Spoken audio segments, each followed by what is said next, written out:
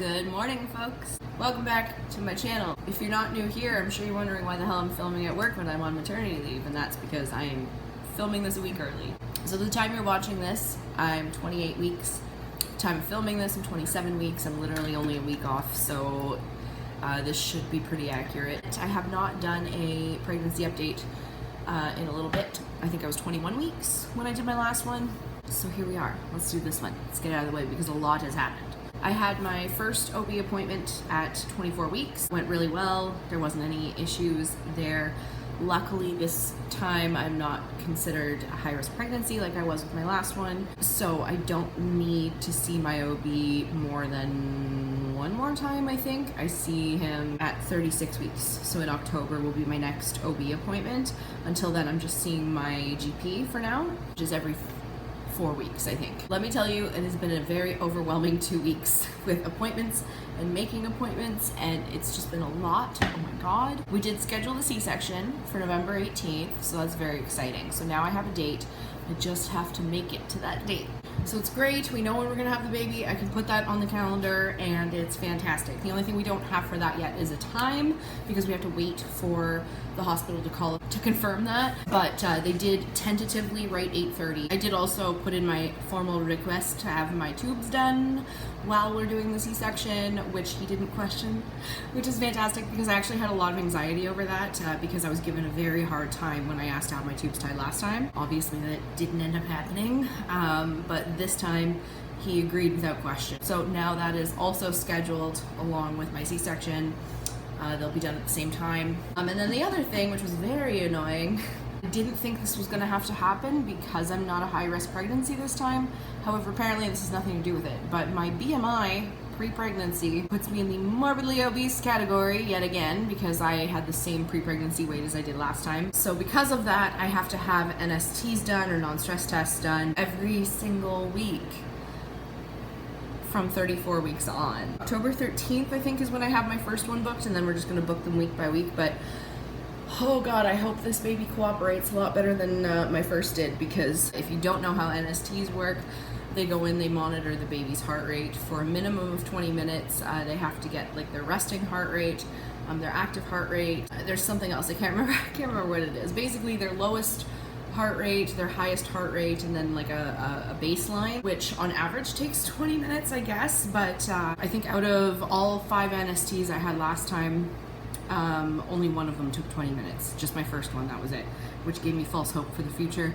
And then after that, they all took a minimum of an hour. So hopefully this baby cooperates and they all go reasonably quick because that was a pain in the ass. So I did also book my PreAdmin appointment at the hospital. Because of COVID, it's done over the phone, so I don't have to go in, which is great. Because I have a positive blood type, I don't have to go in and get a shot, also great. And they give you a rundown of what the procedure's gonna be, but because my PreAdmin appointment is this week, like I'm literally having it in 2 days. It's still August when I'm filming this, so I don't know what that's gonna look like. I'm assuming it's gonna be updated, but I need to know if like my boyfriend is going to need a COVID test, because that's the other thing, is I needed to book a COVID test. So because he's going to be with me, I don't know if he needs a COVID test as well. I still don't know if he's gonna be allowed in the ER with me. And all of that, anything they tell me this week could completely change by November. So it's all a mystery. So then also they had me book a COVID test. I just opted for the drive-through, but basically I have to have it done 5 days prior, or 4 days, 4 days prior to my surgery date. So I have it booked for November 14th. It should be fast, should be easy. The food, I have not had any new craving or aversions, just hooked on lemonade. Lemonade, citrus, speaking of which, I forgot to grab oranges when I was leaving out the door this morning, damn it. My lovely mother baked a lemon meringue pie, which I've already eaten half of since I received it last night, and I have had about 5 gallons of lemonade in the last 2 days. Braxton Hicks has been happening quite frequently. A lot. Next, my glucose test. I had my glucose test at 25 weeks, which I failed. And oddly enough, my doctor actually went back and checked what my numbers were when I failed the first time with Rory, and I failed with the exact same number With him, I ended up passing my second one, so I was in the clear. So I have already done my second one, which was not as brutal as it was last time, but I still felt like I was gonna die by the end of it. I still don't have my test results for that. That's the disadvantage of doing this so early, but I should know in September. Yeah, I'm assuming they will call if something is of concern. Fingers crossed that this goes the same way as my first pregnancy, where I failed the first one barely, and then I passed the second one just fine.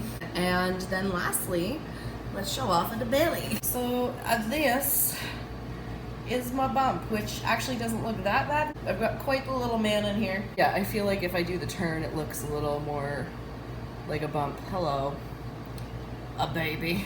I am very close to only being able to wear legitimate maternity pants and dresses. That will also be a video coming up. I will be doing a maternity clothing haul, try on, whatever, and discussing, again, non-maternity clothes that I'm wearing regularly, because I know we all look for non-maternity maternity clothes. So if that's something you're interested in, make sure you subscribe if you are not already. If you're interested in following all of this, also subscribe if you have not already. Check out all my fun, fancy links down below, and give it a like, and we'll see you in the next one.